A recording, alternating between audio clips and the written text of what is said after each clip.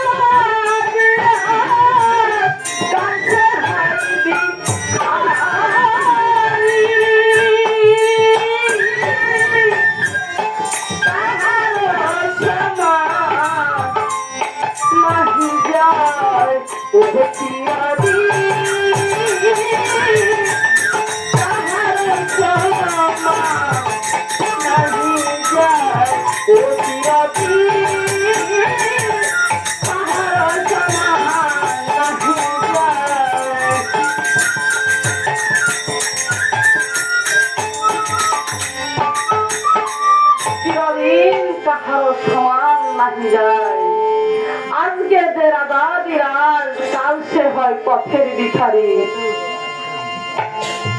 এটাই সত্য। এই জন্য এই পৃথিবীতে এসে অহংকার গৌরব করার কোনো দরকার নেই। এই যে আমার আজ এই আছে কাল আমার সে আছে তা আমার হয়তো নাও থাকতে পারে। এই পৃথিবীতে যাওয়ার সময় সবার জন্য এক সমান। যে রাজা বিরাজ তার জন্য সে অসহ্য এই যে অধন্য ধন সম্পদ তার কিছুই যাবে না। এই যে আসার সময় যেইভাবে এসেছ যাওয়ার সময় তোমাকে সেইভাবে যেতে হবে। যে এই যে যে দিন এনে দিন খায় সবার জন্য সে তার জন্য 3.5, আর যে কোটিপতি তার জন্য 3.5। সবার এই যে দিন শেষে পশু পাখি যেমন এসে বাসা খুঁজে, এই পৃথিবীটাও তেমনি। এই পৃথিবীর যেদিন আমাদের মায়া শেষ, যেদিন আমাদের এই পৃথিবীর মায়া শেষ সবার জন্য সেদিন ওই একই জায়গা, কারোর জন্য আলাদা কোনো জায়গা হবে না। এই জন্য এই পৃথিবীতে এসে কোনো অহংকার গৌরব কোনো হিংসা নিন্দা করা উচিত নয়।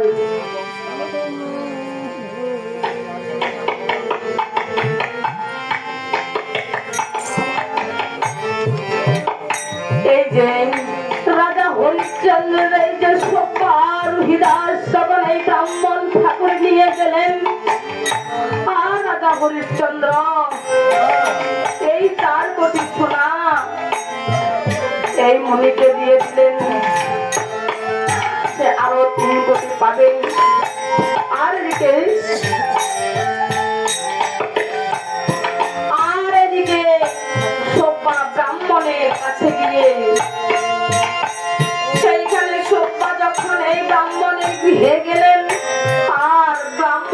স্ত্রী তখন ব্রাহ্মণ দেখে সব্বাকে ব্রাহ্মণকে তিরস্কার করতে লাগলেন। কি ব্রাহ্মণ ঠাকুর, তুমি এই মহিলাকে কোথায় হইতে নিয়ে এসেছ? ব্রাহ্মণী, তুমি যে গৃহের কর্ম করিতে পারো না, আমি সেই জন্য এই বাজার থেকে তোমার জন্য আমি এই দাসী ক্রয় করে নিয়ে এসেছি। আর এই সোপা এই মুনির গৃহে, এই ব্রাহ্মণের গৃহে সোপা কর্ম করেন প্রতিনিয়ত। আর সোপা প্রতিনিয়ত যখন কর্ম করেন,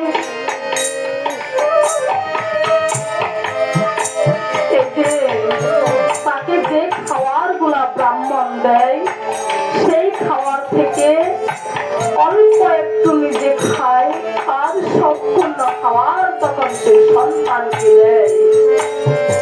একদিন, 2 দিন, 3 দিন, এভাবে অনেক দিন কাটিয়ে গেল। এইভাবে যখন অনেক দিন কাটিয়ে গেল, একদিন ব্রাহ্মণের নয়নে দেখলেন, কি আমি দাসীকে কেমন এনেছি বাজার থেকে ক্রয় করে, আর এই দাসী কেমন হলো,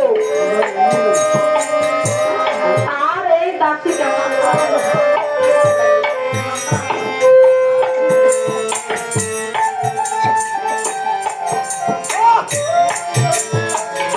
এই দাসী আজ এমন হয়ে গেল। ওগো দাসী, আজ থেকে তোমার আর তোমার সন্তানকে খাবার দিতে হবে না। আমি যদি আমার সন্তানকে যদি খাবার না দিই, ওগো ব্রাহ্মণ ঠাকুর, আমার সন্তান তো মরে যাবে। ওগো ব্রাহ্মণ, আমার সন্তান তো মরে যাবে। ওগো দাসী, তোমার কোনো চিন্তার কারণ নাই। আমার এই যে প্রতিনিয়ত আমি যে পূজা অর্চনা করি, আমার এই পূজা অর্চনার জন্য ফুলের প্রয়োজন হয়। তোমার এই সন্তান আমার এই প্রতিনিয়ত এই পূজার জন্য ফুল তুলে নিয়ে আসবে, আমি সেই অনুযায়ী আমি তাকে তার খাবার দেব। আজ থেকে তোমার থেকে কোনো খাবার তোমাকে দিতে হবে না। আর এদিকে মার ছেলে ব্রাহ্মণের গৃহে তারা সেইখানে কর্ম করে। এই যে রাজা হরিশ্চন্দ্র, রাজা হরিশ্চন্দ্রকে যে বিশ্বামিত্র সবার তাড়না দিলেন, হে রাজা হরিশ্চন্দ্র, তোমার তো আরো দানের দক্ষিণা রয়ে গেল, তুমি তোমার এই দানের দক্ষিণা কখন দিবে? তখন রাজা হরিশ্চন্দ্র ভাবলেন, আমি কোথায় হইতে তাদের দক্ষিণা দেব? আর এদিকে রাজা হরিশ্চন্দ্র ভাবলেন, আমিও আমাকে বিক্রি করে দেব।